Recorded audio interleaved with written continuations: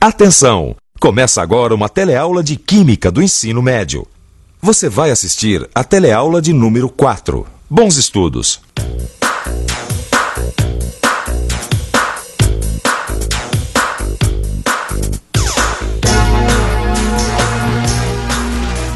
Oi!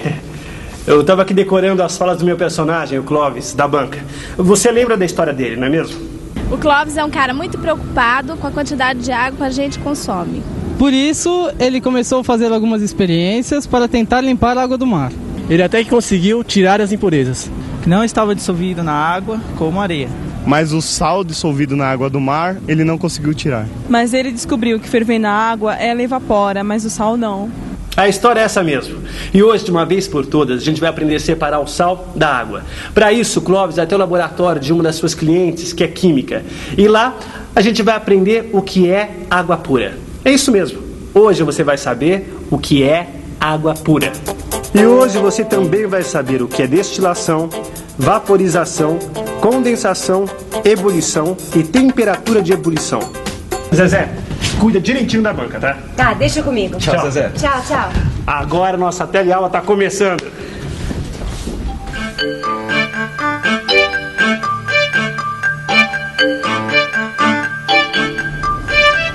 Muito bem, meus amigos, este que é o aparelho de destilação. É com ele que a gente vai separar a água do sal. Bom, mas isso é muito mais complicado que a panela lá de casa. Veja só, ele é formado basicamente por uma fonte de calor, este balão, o termômetro, essa parte aqui, que se chama condensador, e por este recipiente. Mas o que é isso aqui no condensador? É água. O condensador nada mais é que um resfriador. É por isso que ele tem essa entrada e esta saída de água, para resfriar o que estiver passando lá dentro. Agora vejam só, a água que fica passando aqui não entra em contato direto com o que estiver passando aqui dentro. Ela tem uma tubulação própria. Ah, já sei. Você já colocou aqui no balão uma solução do sal em água. Não, Clóvis. Isso aí é água comum, da torneira. É que para entender o processo todo, a gente vai ver primeiro a destilação da água. E o que a gente faz? Fica só olhando? Não. Vocês vão se comportar como verdadeiros cientistas. Como você imagina que é o dia a dia de um cientista? Ai, muito louco, sei lá. Que nem eu, assim, meio nóia. Diz que todo cientista é maluco. Pra mim, um cientista é uma pessoa muito inteligente. Descobre as coisas, né? Ele deve viver pensando, né, no que ele vai pesquisar, né? Pra tentar inventar coisas pra melhorar a vida de todo mundo, tem que ser louco, né? É isso aí, parece que as pessoas têm uma ideia ainda bastante fantasiada da vida de um cientista. Mas será que eles têm razão? Essa imagem de cientista maluco, com os cabelos desgrenhados, um tubo de ensaio na mão saindo fumaça, é falsa. O cientista é um profissional paciente. Ele observa a natureza, coleta os dados, ordena os dados, analisa-os e conclui. Cronômetro, termômetro e caderno. É o seguinte, o aquecimento do aparelho já está ligado. Assim que eu colocar debaixo do balão, vocês disparam o cronômetro e começam sua observação. A cada coisa diferente que for acontecendo, vocês anotam o tempo, a temperatura e o que estiver acontecendo. Certo? Então, aqui está. Vou colocar o fogo aqui embaixo, assim. Agora é com vocês. Eu vou fazer umas coisinhas e volto já já. Tá.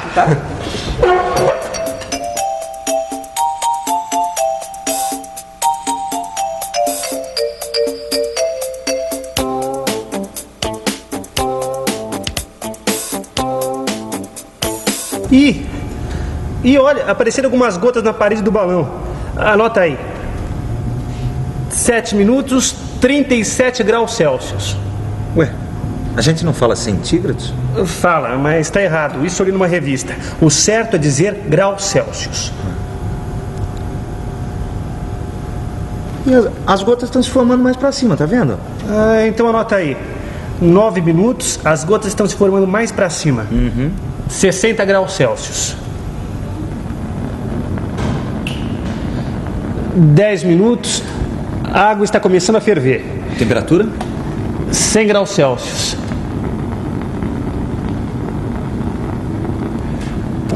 11 minutos. Começam a aparecer algumas gotas dentro do condensador.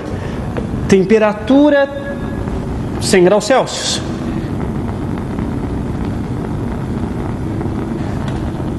(13 minutos). Começam a cair algumas gotas no recipiente. Temperatura 100 graus Celsius. 17 minutos. Continuam caindo gotas do recipiente e o volume de água no balão diminuiu. Temperatura, para variar, 100 graus Celsius. E aí? Muito bom. Por enquanto está bom. E aí? Deu tudo certo? Entenderam tudo? Bem, a gente fez todas as anotações, eu acho que deu tudo certo, mas entender já são outros 500. Pra falar a verdade, essa experiência me deixou com um monte de dúvidas na cabeça. E você? Também está com dúvidas? Isso é normal. Essa experiência gera um monte de perguntas bem interessantes. Quer ver só? Por que apareceram gotas na parede do balão? Por que quando chegou a 100 graus Celsius, a temperatura não subiu mais? Por que depois as gotas apareceram no condensador? Por que o volume de água no balão está diminuindo? Puxa, esse pessoal tem esperto mesmo. Eram exatamente essas as perguntas que eu queria fazer. Bom, e pra gente responder essas perguntas, o melhor é a gente ver a experiência de novo.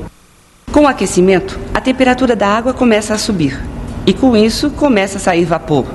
Esse fenômeno se chama vaporização. Quando o vapor encontra a parede do balão, que está numa temperatura mais baixa, ele se transforma em líquido de novo. E é por isso que se formam as gotas do balão. Esse fenômeno, o vapor se transformar em água, é chamado de condensação. Quando a água começa a ferver, a gente diz que ela entrou em ebulição. Neste momento, o termômetro estava marcando 100 graus Celsius. Isso quer dizer que a temperatura de ebulição da água é 100 graus Celsius. Ou seja, temperatura de ebulição é a temperatura em que o líquido ferve. Agora prestem muita atenção porque isto é importante. Você também. A temperatura de ebulição é a maior temperatura que o líquido consegue atingir. A água, por exemplo, ela nunca ultrapassa os 100 graus Celsius. Mesmo que você aumente o fogo, a temperatura não muda. É por isso que o termômetro parou nos 100 graus Celsius e não subiu mais. Exatamente. Agora vamos continuar a nossa experiência. Com a água em ebulição, a produção de vapor aumenta e ele começa a chegar no condensador. O que acontece? Isso mesmo, a condensação. Como o condensador está mais frio, o vapor vira água de novo. Eis a explicação do porquê das gotas de água no condensador. Só falta responder o motivo da diminuição do volume de água no balão. Ora, essa é muito fácil.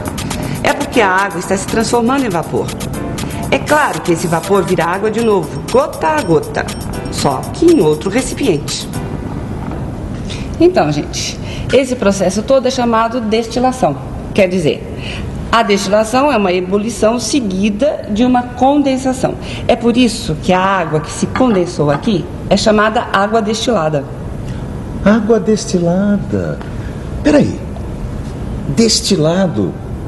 Você já ouviu falar disso, não? Você já deve ter ouvido dizer que existem bebidas fermentadas, como a cerveja e o vinho, e bebidas destiladas, como o uísque e a água ardente. Mas será que isso tem alguma coisa a ver com o que a gente acabou de ver? Sim. Para a produção de bebidas alcoólicas, nós usamos o alambique para a destilação do álcool, que nada mais é que um grande equipamento de destilação. A destilação não é só da água. Você pode destilar qualquer líquido, a água, o álcool, o éter, a acetona, etc. A diferença está na temperatura de ebulição de cada líquido.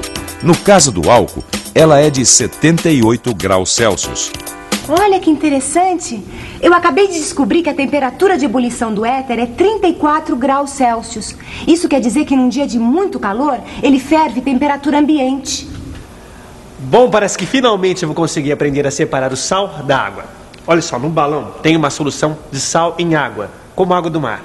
Agora nós vamos iniciar a destilação. Vamos nessa?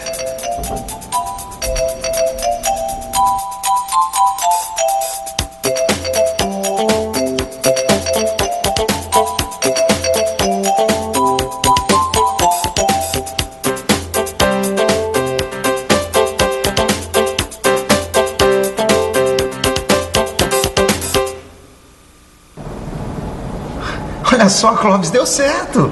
Será? Ah, você não tá vendo o sal dentro do balão e água purinha do lado de cá? Mas será que não passou nem um salzinho junto com a água? Bom, você não vai querer provar, não é? Não, Clóvis. Clóvis, você não precisa provar a água para provar que não existe nenhum grão de sal. Existe um jeito melhor e mais seguro. Vamos pensar um pouco?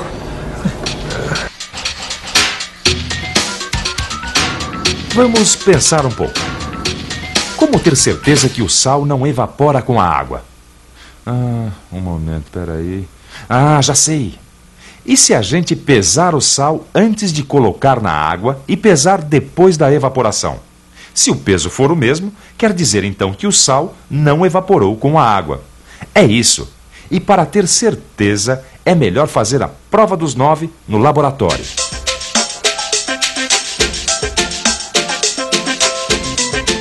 Vamos ao laboratório. Vamos lá. Primeiro, colocamos o sal numa cápsula de porcelana e fazemos a pesagem. Resultado, 64,85 gramas. Agora, colocamos água para dissolver o sal. E em seguida vamos ferver a solução. Pronto. Toda a água evaporou. Vamos pesar novamente. Olha só, o peso é exatamente o mesmo. Quer dizer, o sal não evaporou com a água. E agora, você realmente acredita que a água destilada é realmente pura? Tanto acredito que eu vou dar um belo de um gole nessa água. Não faça isso.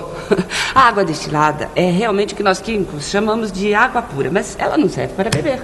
A água que a gente bebe deve ter alguns sais minerais dissolvidos. Mas então para que serve essa tal de água destilada? Para nada? Ora, a água destilada não serve para beber, mas serve para um montão de coisas. Aqui mesmo nesse laboratório, eu preciso de água destilada praticamente todos os dias. Para se ter uma ideia da importância da água destilada, é só lembrar que ela é bastante usada na indústria de remédios. E para falar a verdade, a maioria das indústrias usa água destilada para uma coisa ou outra. Quem diria, hein, Clóvis, que a gente ia conseguir fabricar uma água puríssima daquela água salgada? Pois é. Mas o que eu acho mais importante disso tudo é a preocupação de vocês com o alto consumo de água.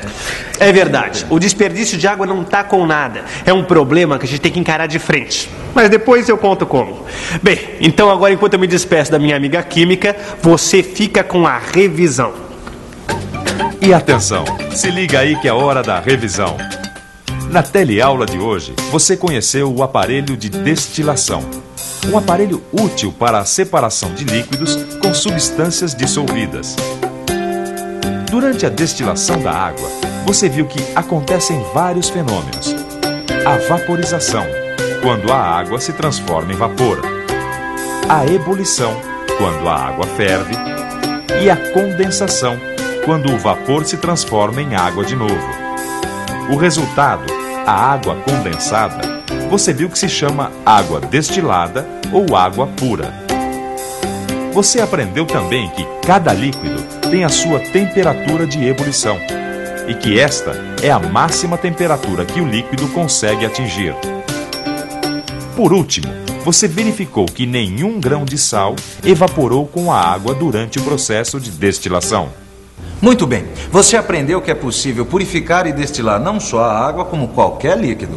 Mas não pense que isso é suficiente para resolver o problema do alto consumo de água. Uma outra maneira muito simples de você contribuir é economizar água no seu dia a dia. Mas uma coisa que você não deve economizar é tempo de estudo, viu? Quanto mais você estudar, é melhor. Vai nessa. Tchau.